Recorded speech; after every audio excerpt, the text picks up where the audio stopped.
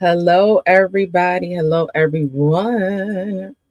It is honestly me with Coach Dee, and we are live. Thank you guys so much for joining me. If you are local, we are definitely snowed in today. Okay, we are snowed in today, and so we're going to see what we can do with this wonderful snow day. I hope you're staying warm. I hope you're staying safe. If you must go out there in the elements, um, if you don't have to go out there in the elements, definitely make it your business to stay home. Okay, stay home. My husband definitely reported back that it is not a good time out there. Okay, it's not a good time out there. So you want to remain safe, you want to remain well. Thank you so much to everyone who is joining me today. And we're going to get started. And I'm super excited about talking about this subject that I'm going to set up momentarily. I'll be trying to hello. I'm on TikTok as well. Hello to the TikTok. Hello to all of you joining me on in the various spaces. Thanks so much. I appreciate it. Listen, if you are watching live, let me know. Let me know that you're watching live. Put a comment, put a hey, put a what's up, put a how you doing, put something in the comments so I can definitely know that you are here and I can give you greetings and salutations. Okay, greetings and salutations. Sorry, I'm checking my stuff here, making sure we're up and running, which we are. But let me see here. Some of these things be acting weird and funny, so you got to double check it. You know, because the internet's love to do you dirty. Hello, thank you for joining me. We're talking about becoming today. We're talking about specifically what it looks like to become fear versus faith. Fear versus faith. What does that look like? All right. Facebook won't let me be great for some reason. It does not allow you to post publicly. Oddly, they just don't want to let you be great. I don't understand. It doesn't make any sense to me. But all is well. It'll just be public, or I'll be able to make it public, after the fact. But anyway, let me focus. Shh. Go back. Hey, everybody. Thank you again for joining me for today's and this week's Mature Me Monday. I'm super excited about it because I really want to talk through this concept, this idea regarding our faith and how it relates to becoming. And I did a short reel on it, just a little, I did a real quick reel the other day, and I based it off of Matthew 9:29 in regards to faith, according to your faith, right? And so that was something that Jesus, demonstrated, modeled. We hear about in the Gospels, as far as him, saying things like, according to your faith, let it be done. Will thou be made whole? He used to ask these questions. Well, he did ask these questions in the biblical text. And I want to explore what that looks like. I think that, and I'm going to explore some of these things, but our altitude, our trajectory can only go as far as what we believe it can go. And so a lot of times I do believe that we can put a ceiling on who we are called to be and what we are supposed to do. So I think we put a ceiling, I think we put a cap on ourselves because everything, you hear that faith is the currency of heaven. You hear that faith is the currency of heaven. That's something that is a popular term oftentimes. And what does that mean? There's a scripture in the Bible that anything done outside of faith is sin. Right. And so when people want to get pious and act like they're not doing nothing and nothing's wrong or they're not doing anything wrong, Um, it's like, well, there's scripture again. Anything done outside of faith is sin. And when we look at it, it's like, well, listen, we be struggling. We struggle, and I don't care what your struggles are. All of us, if you are a believer, whether you are new, whether you have been in this thing, whether you struggle with obedience, don't struggle with obedience, all of us can relate to the fact that we may or may not do everything in faith. Everything. I don't know if we approach everything by way of doing it in faith. Okay. So let's dive into this concept of according to your faith, according to your faith, where becoming requires faith, not fear. That's what we're going to be going over today. And again, if you are here, whether you're on the TikToks, whether you're on the Instagrams, whether you are on, thank you for joining me. I see IG is joining me. Hey, y'all, how y'all doing? Wherever you are joining me from, thank you so much. And put a heart, a fire emoji, a hi, a hey in there so I can see. You. All right, I'm gonna move my screen around. I'm gonna get started. Let's get into it. So, the weight of Jesus's word. So again, we're really going to be focusing on this one particular text, this one verse, Matthew 9:29. Then he touched their eyes and said, "According to your faith, let it be done to you." And then Jesus ties the outcome to faith, which is such a powerful thing. The vehicle to be able to unlock who we're supposed to be, what we're supposed to do, the altitude we can reach, the trajectory that we are to go on, how it can be unlocked according to our faith. And so it's also sobering, though, because it means that faith is not decorative, that faith is directional, and faith influences, again, trajectory. And so if we're honest, sometimes what blocks our becoming isn't God's ability, right? But it's our agreement. We have a measure of responsibility.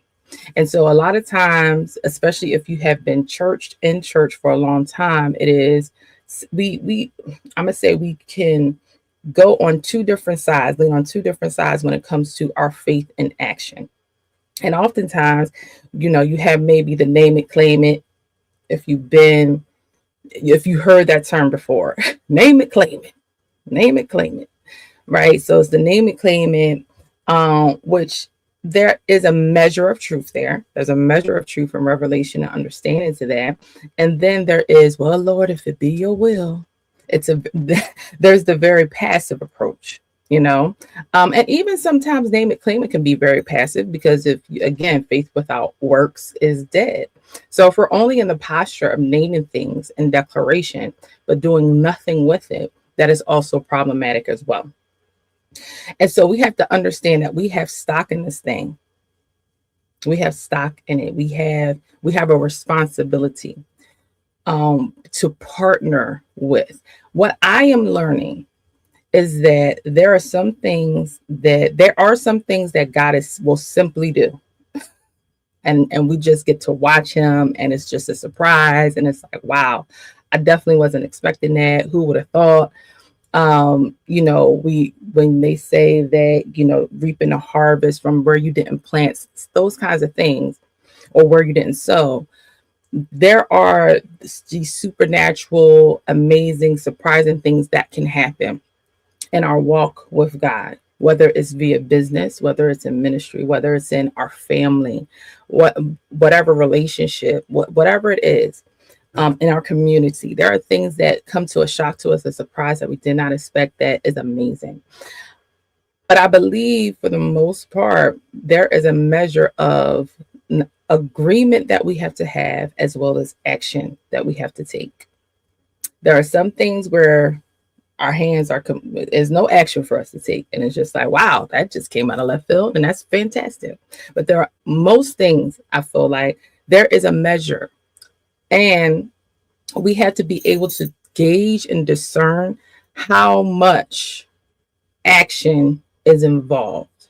Because some of us, if we're A-type or very much leaders, dominant, go-getter, check off my list. I'm going to do all of the things.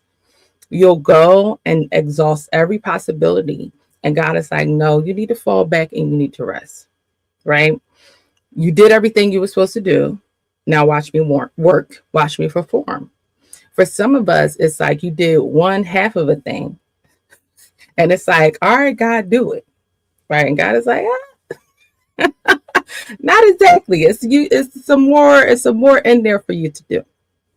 So in all of this, when we're trying to understand how to balance this thing called faith, this walk that we have with him, when we're trying to balance emotional maturity, we're trying to balance our emotional and spiritual maturity, when we're trying to have this convergence of these ideologies, we have to find a measure, a balance in what it looks like. And that's why it's so important to continually look to God, seek him. How do you want me to approach this? What do you want me to do in this, at my job? What do you want me to do in this ministry? And oftentimes, depending on your disposition, your personality, I know for me, in some areas, all right, pace yourself, lean back, right? In other areas, it's like, no, you need to rev it up. You need to step it up. You need to speak up. You need to do more, right? And so it really just depends on what area and 9 times out of 10, you feel a bit more confident in. If you feel more confident in the area and it's your personality type, to be like, all right, let's go. Let's get it done, right? If you're one who does not speak up for yourself, a lot of times God will call you to speak up for yourself. If you want to speak up way too much, too many people got pieces of your mind, then 9 times out of 10, he's going to challenge you, fall back, speak less. Okay. So that was just an intro. That's just a little buffer, but let's get into it. So first point here, Jesus assessed their faith. He would assess people who wanted to be healed. If you understand the teachings of Jesus, understand the Gospels, you see the Gospels, Mark, Luke, and John. Matthew, Mark, Luke, and John, sorry. If you understand those teachings, you will recognize the fact that oftentimes Jesus again was asking questions. So let's take a look at that. Before he healed them, he asked them, like in Matthew 9:28, do you believe that I'm able to do this? Do you believe that I'm able to do this? That's the NIV version. And so let's notice a few things here, that they were already blind. Okay, this is the story of those who were blind, who were seeking, desire to be healed. So they were already blind. Clearly, they were already desperate, and they were already crying out. But Jesus still asks the question, why? Because desperation is not the same as faith. Let's actually go to the text. Again, if you're joining me, don't be a stranger. Hold on. Let me actually look at my comments, make sure I ain't missing. Okay, I'm not missing comments. So I see some people watching, but I don't see no comments. Raise a hand, a fire, a wave, put an eye, an eyeball. Just you put something in there. It's all right. I am, matter of fact, I'm going to bring out a Bible. Let's bring that out, instead of looking it up online, so I can keep my eye on everybody, everything. But yes, please give me a thumbs up, a heart. Hey, everybody. All right. I see IG. See, the IG being obedient. Praise God. Hey, guys. It's good to see you. IG is being obedient. See, they listening. The others, which is likely YouTube, because Facebook acting funny, they are not listening. They're being disobedient. Okay, y'all cutting up, huh? So let's go to this Matthew real quick. 9. So it's always great when you're able to look at the text. I'm gonna start with Matthew 9:27 is what I'm gonna start with. Okay, Matthew 9:27. That's the NKJV, I believe. Is this what this one is? When Jesus departed from there, two blind men followed him, crying out and saying, "Son of David, have mercy on us." And when he had come into the house, the blind men came to him, and Jesus said to them, "Do you believe that I am able to do this?" They said to him, "Yes, Lord." Then he touched their eyes, saying, which is our main text here, verse 29, "According to your faith, then let it be to you." And their eyes were open, and Jesus sternly warned them, saying, "See that no one knows it." But when they departed, they spread the news about him in all the country, which is, a great text. And listen, that's a whole preach in and of itself, because they evangelized. Huh? They didn't keep their testimony to themselves. They didn't keep their testimony to themselves. When God does something for you, they did not keep their testimony to themselves, which is a powerful thing. Even though he told them, don't say nothing, which there's a reason for that. But it's not that Bible study. We're not talking about that right now. But I want to go back to the verse 27, where it says, when Jesus departed from there, two blind men followed him, crying out, saying, "Son of man, have mercy on us." And why then will he ask the question, "Do you believe that I'm able to do this?" Why? Why would he ask that question? They done cried out. They done says, "Please, Jesus, son of man, son of David, okay, please heal me." And he's like, But we do this all the time, right? We ask God. We're like, "God, please do such and such." We're asking. We give our requests. We don't listen and wait for answers many times, many of us. But we give our requests until they know what's going on. I'm like, "God, this is happening. That's happening." All that. We don't wait for the answer. We don't wait for peace. We don't wait for clarity. None of that, right? But we're asking God. And can you imagine him answering back to us in our time of being like, God, of desperation? Do you think I'm able to do it? Well, I wouldn't be crying out if I didn't think you could provide answers, solution, that you could heal, that you could be the source of what's needed for this thing to turn around, right? And so it's such an interesting thing, right? So again, why did he ask the question? Because desperation is not the same as faith. Hold on. Is that not flabbergasting? I don't know about anybody else. Because there's plenty of times I cried out to God. I'm in tears. I'm in a puddle, a pool of tears, a pool of frustration, hurt, crying, and all that other stuff. I feel like I'm desperate.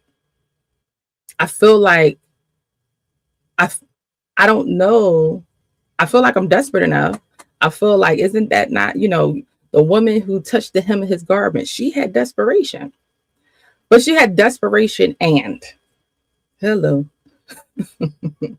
She had desperation and God and Jesus, if remember the woman with the issue of blood who said, if I could only touch the hem of his garment, she was made whole because she already knew he can and he will. And all I need is a touch, and not even him, his flesh, but just I need to touch what's on him.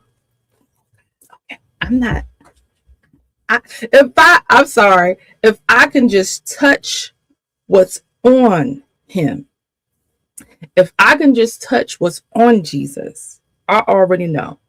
So it was her desperation. I know that's not my main text, but it was her desperation and her faith that caused for her to grab her healing, to grab her breakthrough, to grab her change, to reach for it and take it.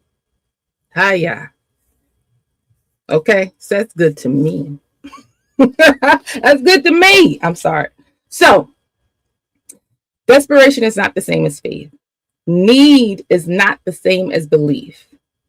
Jesus wasn't looking for volume. He is looking for alignment. He is looking for alignment. And many of us cry out in prayer, but internally we are negotiating with doubts. We dancing with doubt. Our heart is not aligned. Some of us, our heart, our mind, our will, it is not in alignment. We are not believing God with everything in us. So becoming requires an assessment. What do I actually believe about what God can not only do in me, but through me? I'm going to say both in. What can God believe? What do I actually believe about what God can do in me, and not only in me, but through me? Okay. Selah. Just breathe that out through your belly. Just breathe it. All right. So next point here, we can have ownership in our trajectory. As I was saying in the intro and at the top, there is stock, there is agreement, there is partnership. I always say that these things are invitations. God give us an invitation. It is an invitation. The call to salvation is an invitation. Okay. And thereafter, every step thereafter is an invitation. Ah, yeah, I'm sorry. Will thou be made whole? The KJV. Willst thou? Okay. It is an invitation. It's a question. God has definitive plans. He knows the thoughts that he thinks about us. He knew us when we were in our mother's womb. He knows. But also there is partnership, agreement, and alignment with everything that he has for us. So let's talk about it. According to your faith, this means that our inner posture matters. Not that we manipulate God, not that we earn miracles, but that we must be in alignment. Faith is agreement with God's declaration. Faith is agreement with God's declaration. I need to slow walk that for a second, because oftentimes we think, here's the approach that we have to start taking. It is not my belief in myself as to why I'm confident about things.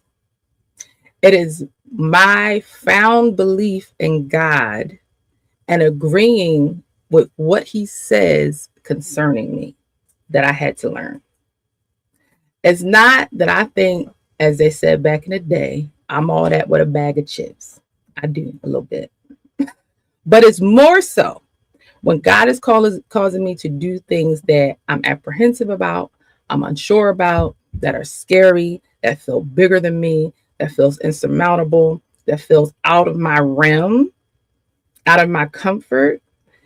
It is me aligning with what he's said. If God is saying for me to do it, then I must be equipped to, even if I don't think that I am. Even if I don't think that I am, it does not matter, because what he says and what he declares is absolute. It is absolute. And oftentimes it is our belief system that is the absolute belief, as opposed to God's faith, what he has said, what he has declared. We don't believe in it. We don't believe in it. And so it doesn't matter if I don't ever have to think that I'm the best thing since sliced bread. I should not think that I'm terrible. I shouldn't hate myself. We shouldn't hate ourselves. But there are some things that we might feel like, man, I, I don't know if I'm the best person at this. I don't know if I'm the best person at coaching. I don't know if I'm the best person at being a realtor. I don't know if I'm the best parent. I don't know if I'm the best this and at the third. But this is why I need him. This is why I need him. And if he called me to it, then I am equipped, then I am fit for it. Do you understand? Do we understand the change in our mindset that we have to start making? That is the shift that we have to make. I don't have to ruminate over, am I good enough? Do I think? It doesn't matter. And that is very much way too self-centered.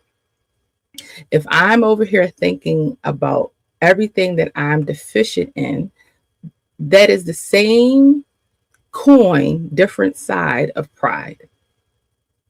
Same coin, different side of pride, because it is self-centered in nature. The focal point is on self's ability or inability. Okay, we have to understand. I don't know if I can wrap my head around everything that you're saying concerning me, God. I don't know, but I believe what you said. I believe what you said, and if you said it, I'm going to govern myself accordingly. That's what's important. And so I needed to land there. Again, faith is agreement with God's declaration. I need to land there and stress that point because we really struggle with that thing, especially as it pertains to how we view ourselves. Okay. How we view ourselves. If we're good enough, if we're sufficient, if we're efficient, all that stuff. All right. Next point here. Fear is agreement. Okay, faith is agreement with God's declaration. Fear is agreement with our limitation. And here's the tension.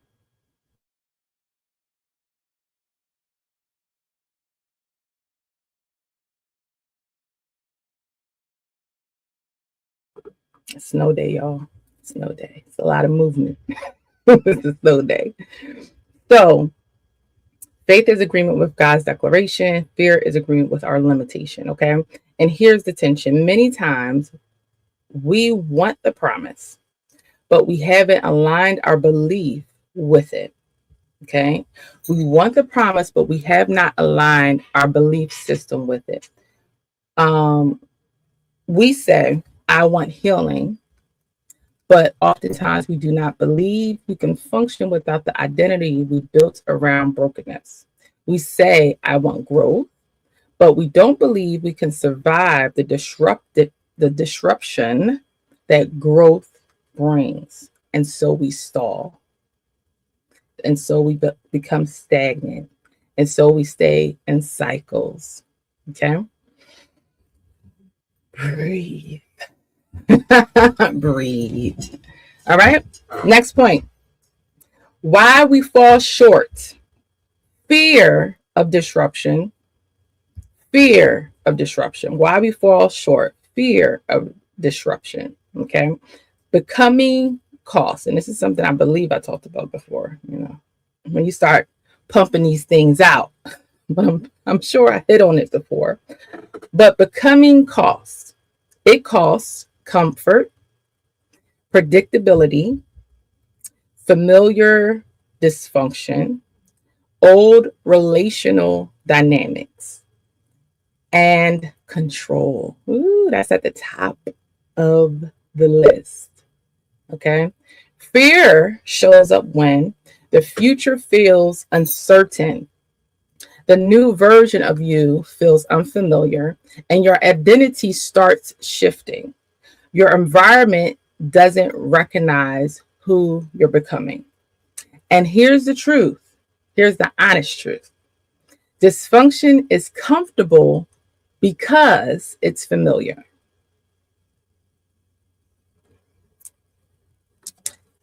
Breathe again. We had to breathe on that. Let's breathe through that.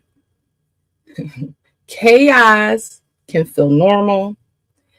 Insecurity can feel normal. Smallness can feel normal. Healing disrupts that. Disrupts. You gotta say it right. Becoming healed is scary because you cannot hide anymore. You cannot hide. You can't hide behind, I didn't know. As you start to get older, now listen, you know, we know that you can grow in age, but not in wisdom, not in maturation, not in understanding. We know that. Okay. But at some point, we got to stop using the excuse. We have to stop. I love the quote that says, "It's not your fault, but it is your responsibility." There are things that has happened in our developmental years when we were children, as teenagers, that have happened that is not our fault. Come on, let's sit with that for a second. Breathe again. It's not our fault. It's not our fault. The the way that we were raised. Can't control that. You can't control that. It's not our fault the way our family members treated us. It's not our fault the way some family members didn't deal with how we were treated by other family members correctly. It's not our fault our familial dynamic. It's not our fault how we were treated at school. It's not our fault all of the word curses, the negative words and ideologies and things spoken over us. That's not our fault. It's not our fault, even as adults, sometimes, that if we were deceived, if we were lied to, it's not our fault. And we came in with our intentions pure. It's not your fault. It's not your fault. But it is your responsibility. It does not permit you to stay there, to ruminate, to have arrested development, to not grow. It does not permit you. Grief, loss does not mean you have to stay there, that you have to die there. It's not your fault, but it is your responsibility. It's our responsibility to care for our souls better, for our minds better, for our hearts better. That is our responsibility and nobody else's. I'm on my soapbox now, and I'm going to stay here for a minute because we really struggle sometimes with things like, it's their fault. They made me. We really struggle with that. And that's fine when it's coming from my children. It's not, and even with them, I teach them nobody can make you do anything. And I know I taught on this before for sure. We can be angry, but sin not. What does that mean? I can have the emotion, but the action is on me. That is my responsibility. God is not going to hate us for feeling how we feel, for having the emotion. But what we do thereafter, that is the litmus test. That is the space where we can be measured on our capacity, on our growth, on if we're allowing ourselves to be sharpened, to mature. If we are allowing ourselves. And so oftentimes we like to keep ruminating, oh, well, this happened, that happened, and that's why I don't, and that's why I can't. God has called us to have life, and more abundantly, to live life in abundance. And many of us are missing out on the fullness of life and many aspects, all these different aspects of life, because we waiting to die. I'm sorry, I don't know why I'm here. No, we are waiting. We are living not to live, but to die. We are waiting. We are waiting. Sheesh. I'm sorry. I don't know about anybody else, but it's a heart check. For me, that is not my ideology, right? But when I approach life from in a way, I know for me, when I get into ruts or when I feel like, man, things are not progressing like I want, there is the zeal that I can have can wane off. the zeal that and approach that I have can wane off a bit.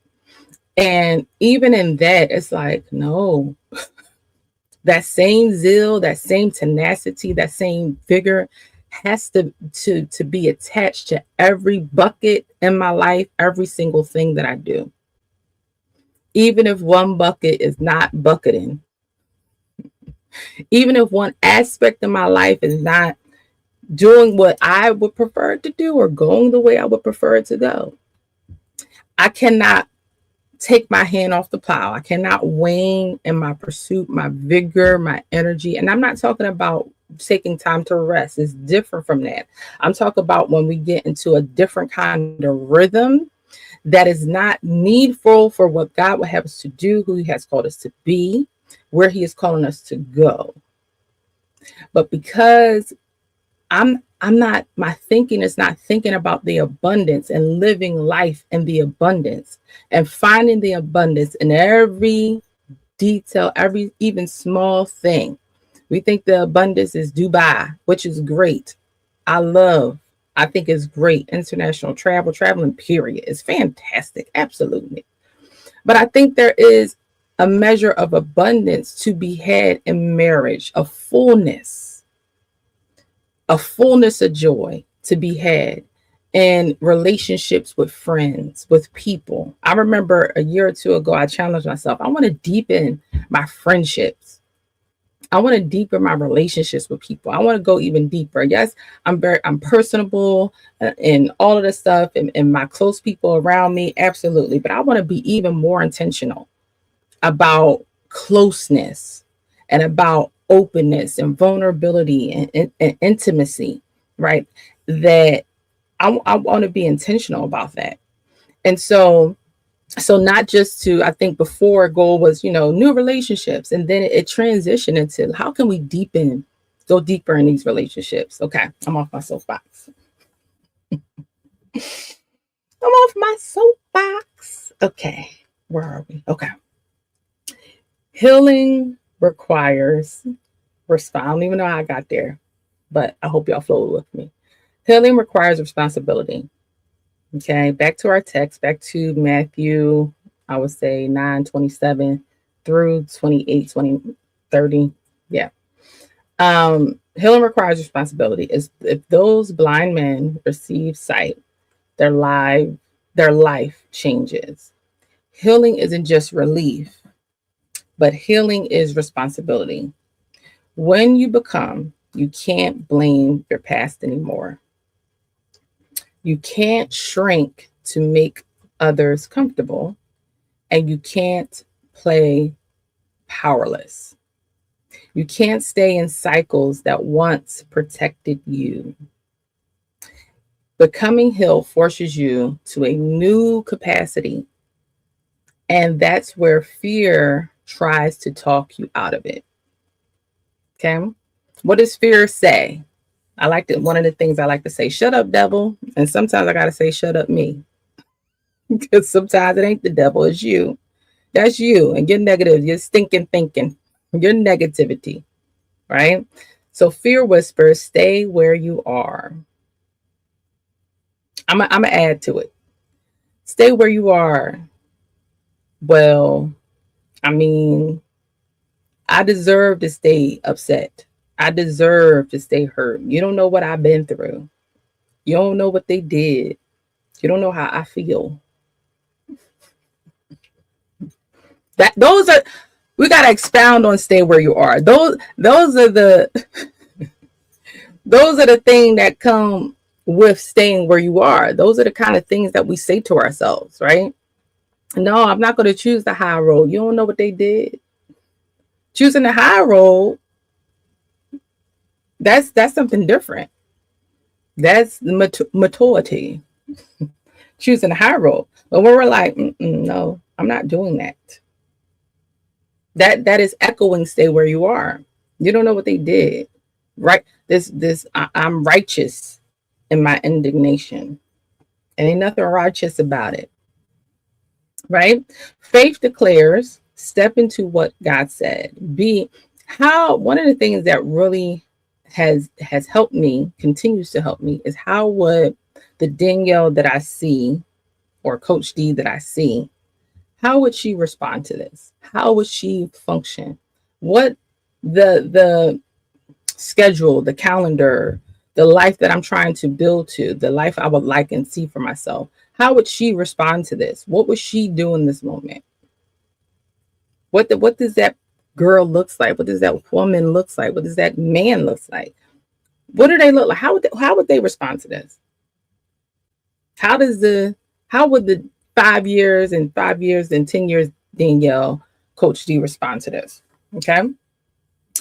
All right. Faith versus fear in real time. Let's talk about it. Faith versus fear in real time. Faith magnifies risk, loss, exposure, discomfort. Faith magnifies promise, identity, declaration, and God's character. Fear says, what if I fail? And faith says, what if I become? Right? What do they say? It's no failure, only lessons. Fear focuses on the cost of becoming, and faith focuses on the outcome of alignment. And Jesus is essentially saying your faith determines your experience. That is responsibility. Okay? So let's talk about this. Alignment with God's declaration. God declares you are healed, you are called, you are capable, you are chosen, you are becoming. But do you agree? Do you agree? Becoming requires for us to align our belief with what heaven has already declared. Not what feels safe. Not when it's convenient, but when it's disruptive. Because growth always disrupts something. Okay. You plant a tree. I have a tree outside of my door. I believe it's maple because it'd be leaking, every once in a while. So I believe it's a maple tree based on the leaves and stuff. And it was it's still a baby tree. It's still a young tree. But each year is getting stronger.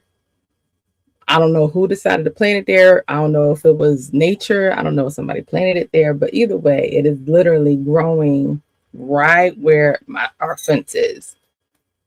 It's growing and it's leaning. As it gets big enough, it's going to be a lot more disruptive. We see how trees, can tear up a sidewalk, can tear up a driveway. It disrupts something.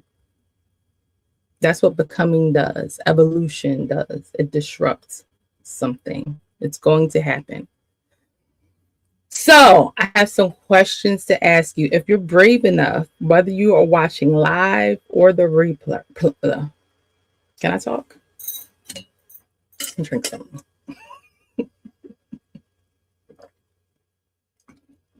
Praise God. Let's try this again. Whether you are watching live or the replay, I want you, if you're brave enough, to answer these questions. Whether it's all of them, whether it's one of them, you can DM me the answers as well. That's fine. But I would love for you to answer some of these questions. Where is fear louder than my faith? Than the faith in my life right now? Where is fear louder than faith in my life right now?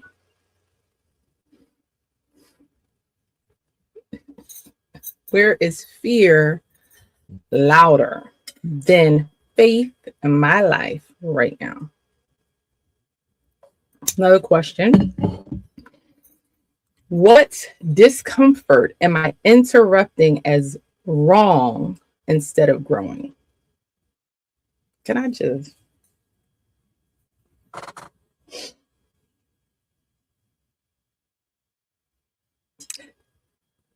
can I be honest?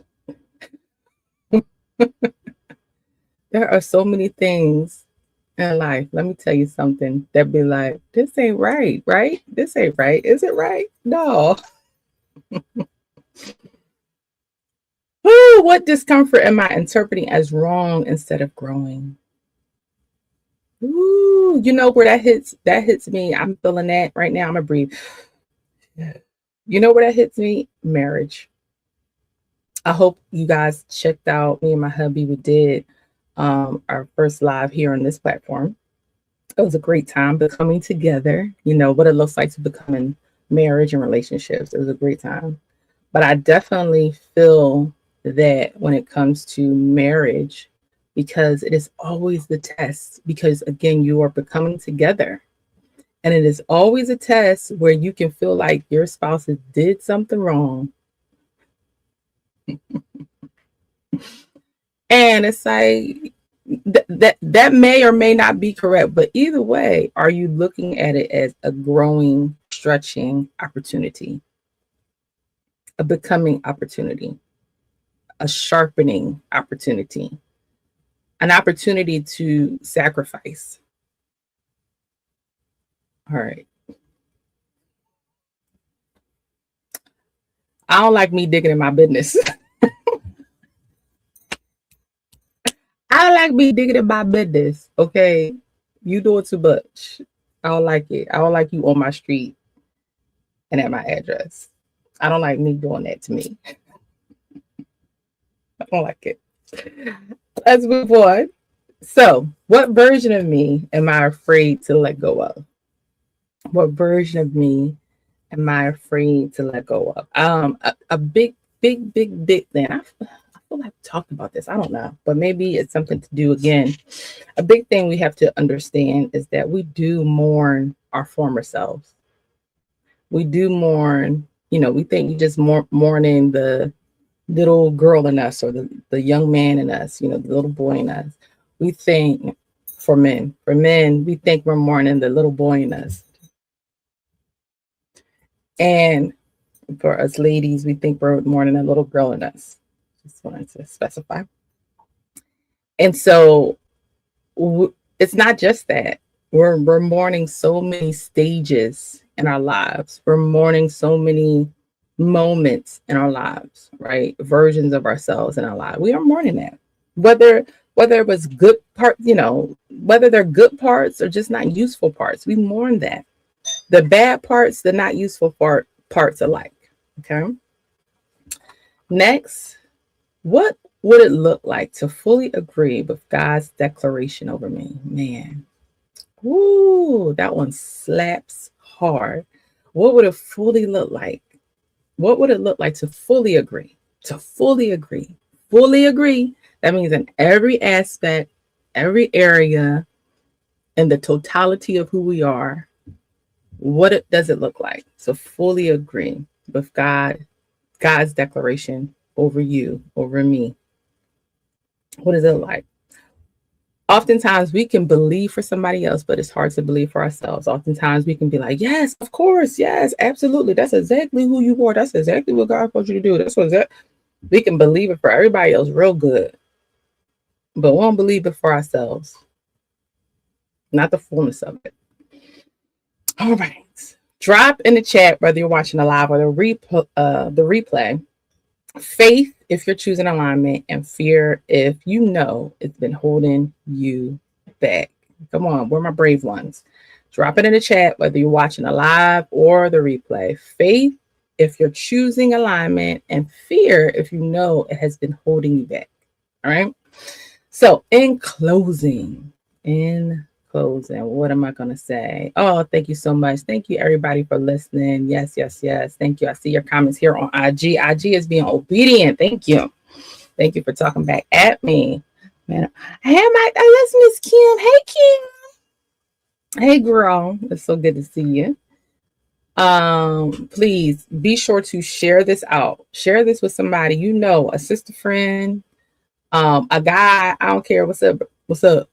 Sisters, how y'all feeling out there? Brothers, y'all all right? Praise God.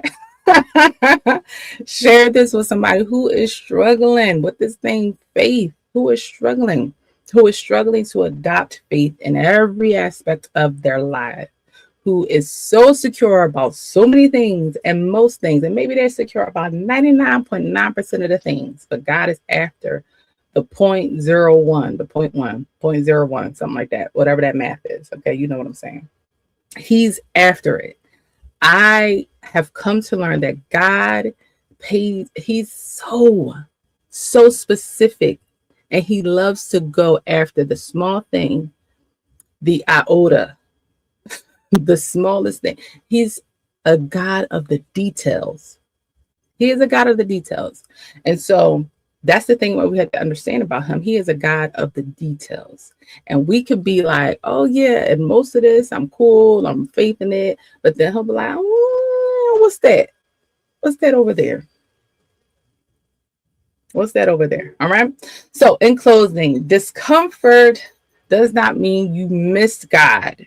It often means you're walking into new sight.